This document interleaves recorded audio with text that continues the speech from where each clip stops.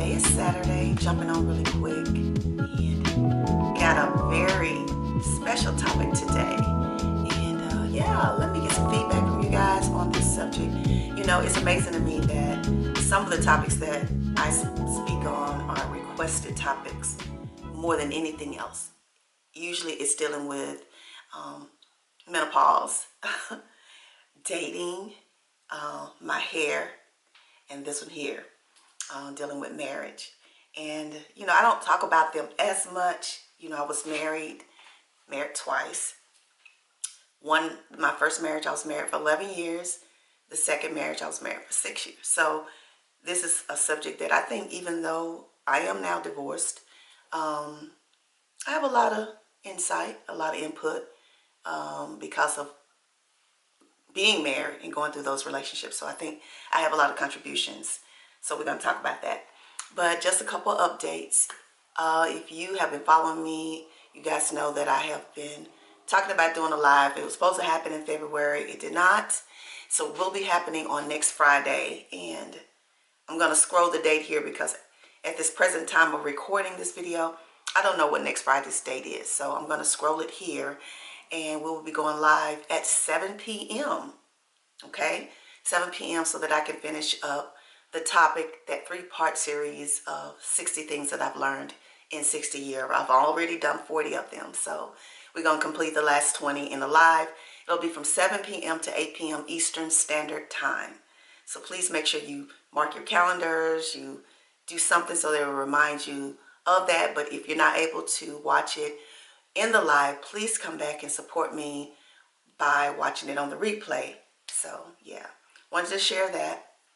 Another update, I am going to be changing up my hair for the summer. So I do know that a lot of my followers found my channel because they were following my lock journey. A lot of you that are new to the channel don't know that I went from loose natural to locked. And I did gain significant amount of subscribers when I locked my hair. I think at least close to 1,000 subscribers. Don't even know how many still follow me because of that. And some of them told me that they stayed after I kind of stopped doing as many lock videos because they just enjoyed the content. So for those followers who did find me through my hair but continue to watch, I really, really appreciate you for staying and enjoying the channel. And for all of the new viewers are just coming through, you might be newly subscribed or you're just coming through for the first time today. Welcome and thank you, and I appreciate you, and I hope that you find something valuable in the content, whether on this video or previous videos I've uploaded, that will make you consider subscribing today, or if you are newly subscribed, that you will continue to watch.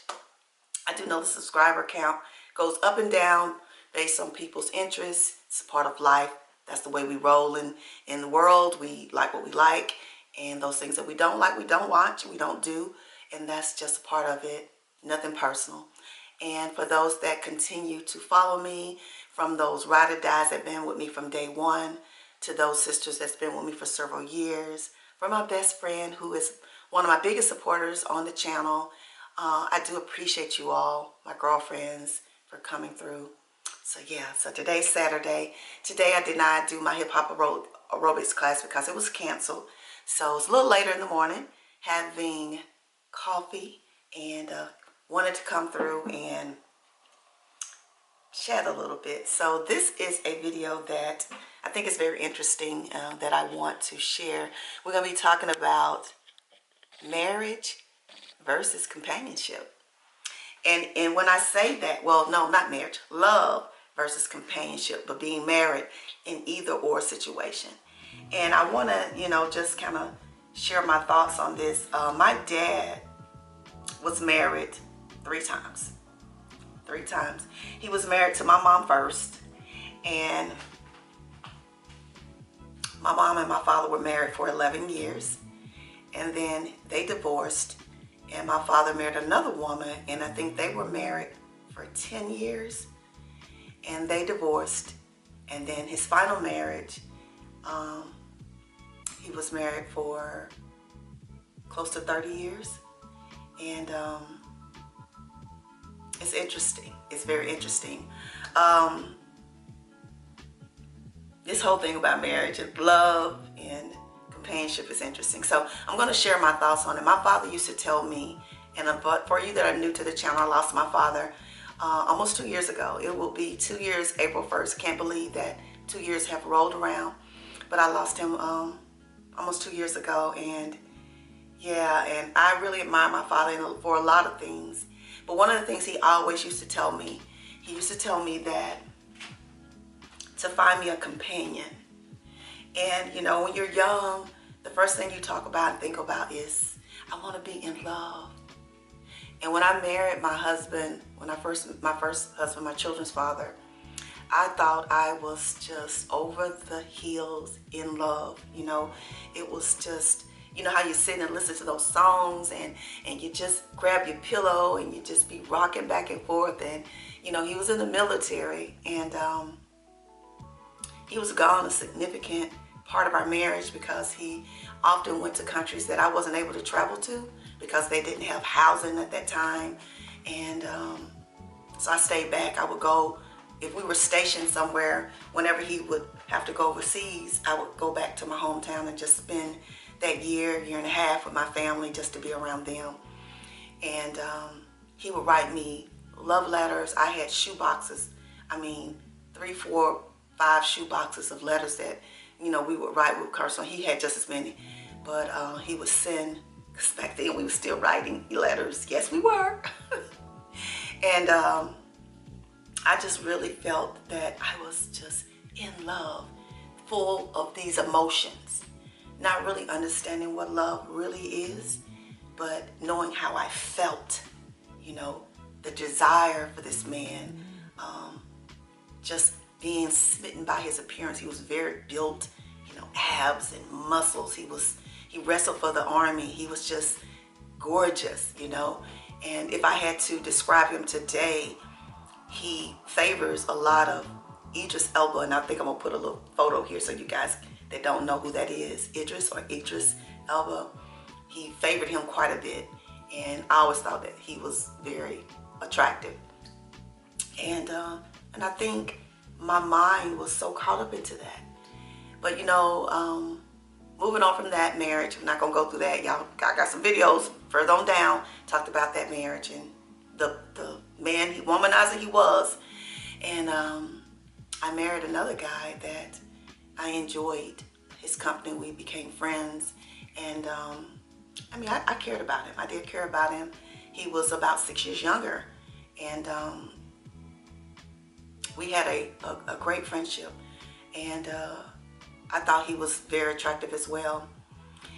But my father used to tell me that you need to find a companion, someone that you have things in common with, someone that you can have disagreements with, but it doesn't disrupt the relationship, someone that you can talk to, someone that listens to you, someone that will support you through the highs and lows of your life. And when you're ill and you're down, that person is never going to leave your side. Companionship is needed in life, you know. And I think a lot of other countries, they marry based on other things versus this feeling of being in love, being in love. So I wanted to talk about that because it's amazing to me that out of all 3 of his relationships, the one that lasted the longest was the one that he said he didn't feel he was in love with her, but yet they had an amazing friendship and they were companions. And I thought that was interesting, very interesting. I think that when you're younger, you are more caught up in the emotions of a relationship versus all the other things that you looked, all the other components that are important in a relationship: stability, feeling safe, someone that will be with you through the highs and lows, in sickness and in health. Because it's amazing to me that people who sometimes say they love people, when the hard times come, the illness hits you and strike you, or the financial destruction where maybe you lose everything, those people that said they love you will slowly walk away. They will leave you. But yet, on that wedding day and those vows that they say, they're not honoring those things that are most important. So what are your thoughts on that? So as I have gotten older, reaching 60 years old,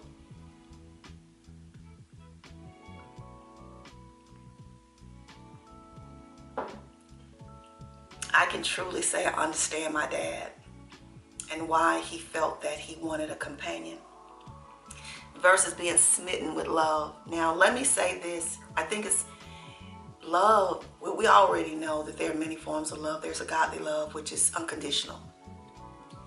And we always get caught up in, the attraction and the sex. And that can't carry you very far. And I think as you get older, you start wanting to have a relationship that you feel is going to stand the test of time. And that's very important, ladies and gentlemen, if you're watching. And if you're not able to have sex, if something, an illness, God forbid, was to strike you, or, you were bedridden, and all of that had to cease, how would you feel about that person at that time?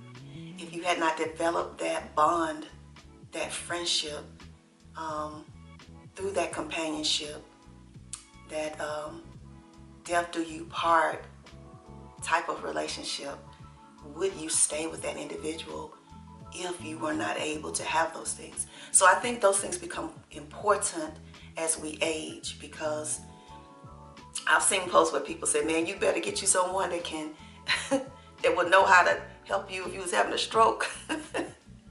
Because oftentimes they say older men will go after younger women who don't know anything about taking care of you when you're on your sick bed. And I think it's a running joke, but it's really important, because I think about how my stepmom stood by my father in those last few years. Now, I'm going to tell you, my father was very, very active. So I'm not going to even take those things away from my dad, even in his 70s.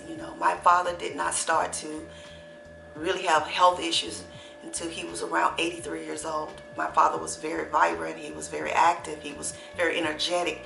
He had the energy and stamina of a man that was like 50, late 50s or 60s.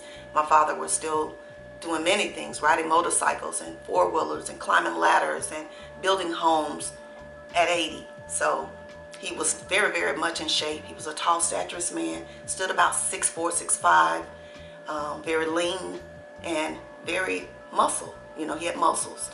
So he was not a man that was, broken down or had, ailments, physical ailments like arthritis or broken bones, or, that were healed differently or whatever. He didn't have that. But still at 80 years old, he was able to be physically fit enough to do all the things that he did when he was 50. And, but when he fell ill, and his wife, nearly 10 years younger than him, she stuck by his side, and she took care of him, and she loved him and nurtured him to the day he died. I have a lot of respect for her. I really, really do, even today. And that's the kind of love that I want, and that grew through a companionship, not this fleeting sexual desire.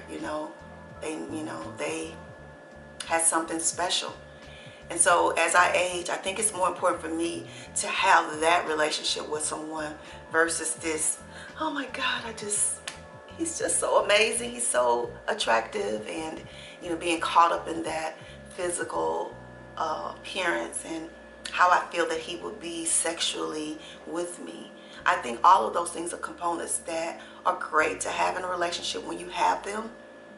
But at the end of the day, it's more important to have that bond, that friendship that's gonna stand the test of time. And I'm uploading this video for younger sisters who may be where I was, being so smitten with love. And a lot of my lady friends here are already married, and some of you are in those relationships. But a lot of us, when we become middle-aged, we find ourselves You know, it's a big demographic of women, late 40s, 50s, and 60s who are single. And some of them are desiring relationships. I have talked to women who have no desire to have one at all, but there are women who do. But versus, I think, finding someone who you can spend a lifetime with is more important to finding someone that you're so attracted to and you feel that you're in love. I've had people tell me that, what is being in love? And you need to figure out what that means. Oftentimes that means desiring. And that's not what we should be seeking. That's a fleeting love, because it's based on how you look, how you feeling, how your body feels, what your eyes are seeing, versus someone that's going to be solid, that's here. I have a friend that I've had now for 15 years, and he's been in some of my videos, and we have a friendship like no other. And it's amazing to me when I think about relationships that I've never considered that, you know, because we had this friendship, and to me he was like family. And I remember my dad saying, well, that's what you would want, someone that is like family. So those are my thoughts on that. I want some of my seasoned women who, you know, have stood the test of time in their relationships to drop some comments below, or even if you haven't, your thoughts on being in love versus having a companion. What's your thoughts on that? So thank you all for watching today. If you are new, like I said, thank you for coming through, and I hope that I'll see you again soon. And make sure you thumbs up this video. If you have not subscribed, go ahead and subscribe now by pressing that button. And yeah, become a part of the sisterhood. Help me. I'm on my road to 5K subscribers, and I appreciate you all helping me. And yeah, so you all have a wonderful weekend. I plan to get out. It's supposed to be nice and warm today, so I'm going to get out and see if I can enjoy this day. So thank you all for tuning in, and I will see you in the next video. Remember, I love you. Peace. And I'll see you real soon.